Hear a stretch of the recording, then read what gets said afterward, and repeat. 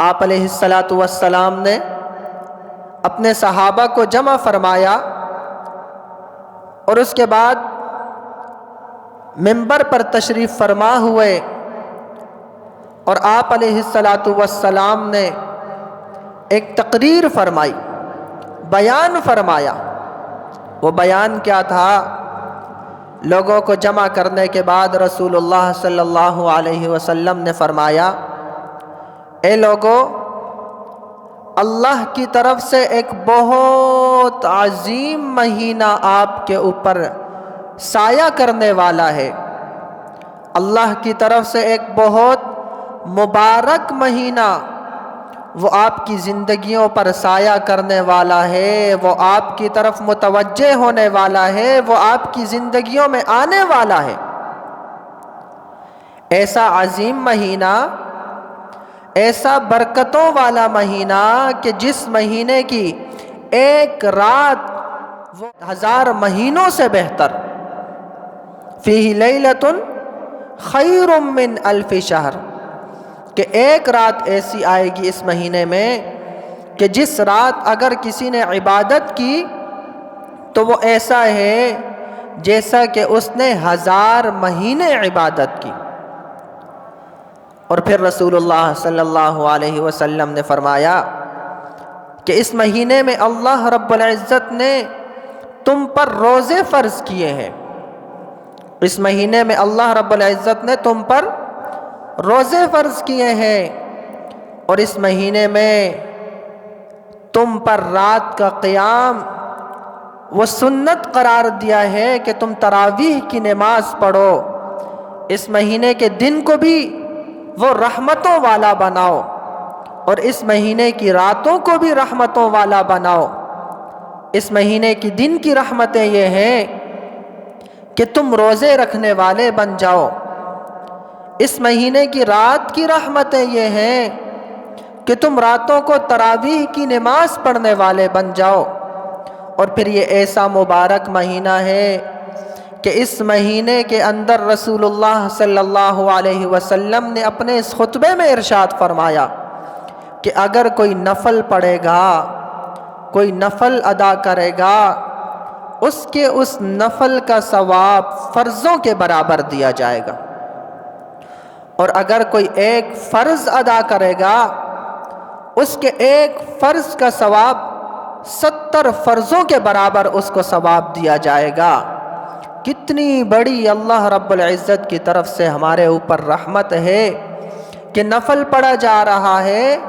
اس نفل کا ثواب فرضوں کے برابر دیا جا رہا ہے،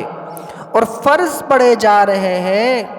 تو ایک ایک فرض کا ثواب وہ 70 فرضوں کے برابر دیا جا رہا ہے۔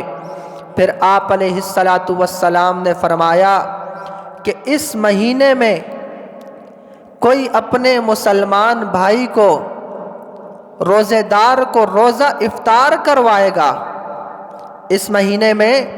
کوئی اپنے مسلمان بھائی کو روزہ افطار کروائے گا تو اللہ رب العزت اس کے گناہوں کو معاف فرمائیں گے۔ اور پھر اس کے بعد آپ علیہ الصلاۃ والسلام نے فرمایا اللہ رب العزت اس شخص کو جہنم کی آگ سے بچائیں گے، جہنم کی آگ سے خلاصی نصیب فرمائیں گے۔ اور پھر اس کے بعد فضیلت اور سعادت کی بات یہ ہے کہ جس شخص کو افطار کروائی جا رہی ہے اس کے ثواب میں رسول اللہ صلی اللہ علیہ وسلم نے فرمایا کوئی کمی نہیں آئے گی، اور جتنا اس افطار کرنے والے کو روزے کا ثواب ہے، افطاری کروانے والے کو بھی اتنا ہی ثواب ملے گا۔ پھر اس کے بعد چونکہ صحابہ رسول اللہ صلی اللہ علیہ وسلم کی مجلس میں تھے، اور صحابہ وہ ہر ایک بات کا رسول اللہ صلی اللہ علیہ وسلم سے سوال کیا کرتے تھے، ایک ایک بات کا رسول اللہ صلی اللہ علیہ وسلم سے پوچھا کرتے تھے۔ کیوں؟ وہ اس بات کے حریص تھے کہ کیسے رسول اللہ صلی اللہ علیہ وسلم کی زبان سے کوئی بات نکل جائے اور ہمارے لیے بخشش اور مغفرت کا سامان بن جائے۔ تو صحابہ نے رسول اللہ صلی اللہ علیہ وسلم سے سوال کیا کہ یا رسول اللہ، ہم میں سے ہر ایک شخص کو تو یہ استطاعت نہیں ہے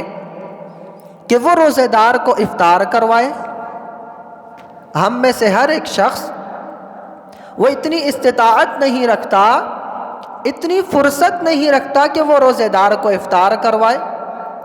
تو اس کے لیے کیا ہوگا پھر؟ تو آپ علیہ السلام نے فرمایا، اگر تم میں سے کوئی شخص کسی کو دودھ کا ایک گھونٹ بھی پلا دے، تم میں سے کوئی شخص وہ روزے دار کو دودھ کا ایک گھونٹ پلا دے یا پانی کا ایک گھونٹ پلا دے، اللہ رب العزت اسے بھی اتنا ہی ثواب عطا فرمائیں گے. اور پھر اس کے بعد فرمایا، اور جو شخص روزے دار کو پیٹ بھر کر کھانا کھلائے، روزے دار کو اتنا کھانا کھلائے کہ اس کا پیٹ بھر جائے، یا روزے دار کو اتنا پانی پلائے کہ وہ سیراب ہو جائے، تو آپ علیہ السلام نے فرمایا، کل قیامت کے دن میں اس شخص کو حوض کوثر پر ایسا پانی پلاؤں گا